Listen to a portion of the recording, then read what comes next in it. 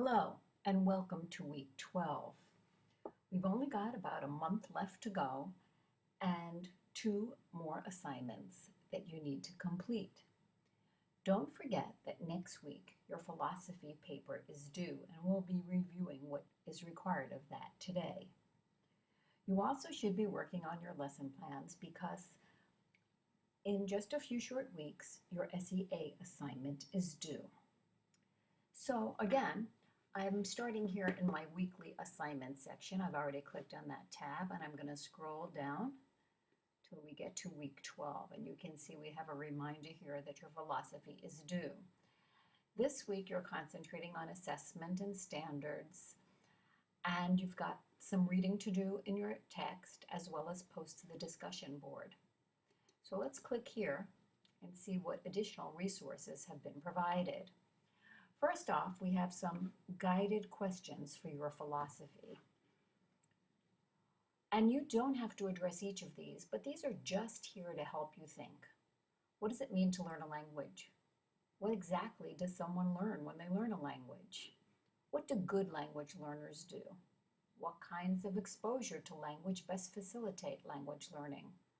What roles are students expected to assume in your classroom? How do you ensure that all learners in your class of all backgrounds and abilities succeed? What are your beliefs about second language teaching? How would you define effective second language teaching? What do good ESL teachers do, and what qualities do they possess? What is your role as a teacher to promote second language learning? What teaching methods, what activities and strategies have you implemented in your classroom? What are your beliefs about ideal second language programs and curriculum? What are quality indicators of good programs? How do you assess learners before, during, and at the end of instruction? What design features exist in effective second language curriculum? What do you think the role of textbooks and teaching materials should be? Should technology be used in your program? And then, of course, how about you as the ESL professional? What are the characteristics of an effective ESL professional? How do you continue to advance your knowledge and practice? How do you collaborate with others, whether it be in the mainstream or other ESL teachers? How do you advocate for your students? And how do you serve as a resource in your community? So again, those are just to get you thinking. Don't feel that you need to address each and every one of those. That would not be realistic. Next, there is a very, very good webcast on assessment of English language learners. It is about 45 minutes long, so you need to set a little block of time in order to be able to watch this, but I think you will find it valuable. I've also included a PowerPoint that goes with this webcast. Next, we have a number of sites on the internet that should be very useful to you as the ESL professional. So you might want to bookmark these for future use. The first is reading comprehension strategies. And again, we go outside the Blackboard environment to preview this material. And this comes, again, from Color in Colorado. And you can see the strategies, and each one is discussed along with their importance and where it should be in the ESL program.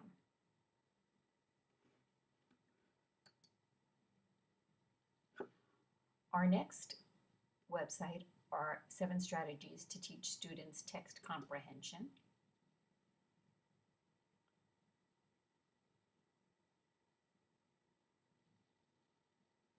And this one goes to Reading Rockets. And 7 short strategies with examples of how they can be used, things that perhaps you're already using in your classroom, and some wonderful PDFs of different types of graphic organizers that you might want to save. Different types of questions, strategies, short but very useful.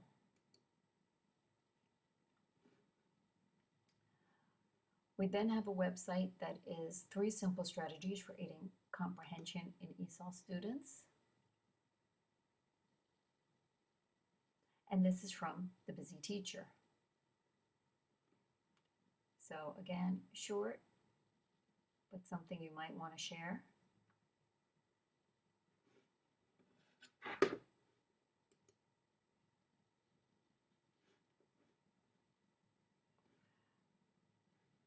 And then an excerpt from a book, Rethinking Assessment, Why School? And this comes from my favorite site, Edutopia.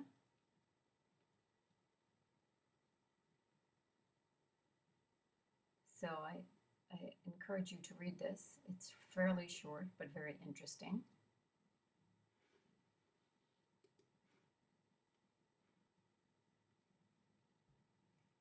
And finally, more than one way to measure students' abilities.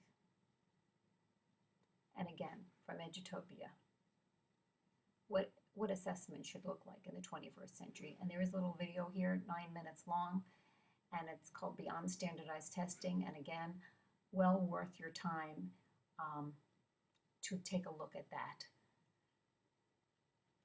So I hope that this is valuable for you and that you'll be able to use this material going forward and that you find it meaningful. Well, that's it. Have a wonderful, wonderful week. Let me know if you have questions or if I can be of any assistance to you. Take care and stay well.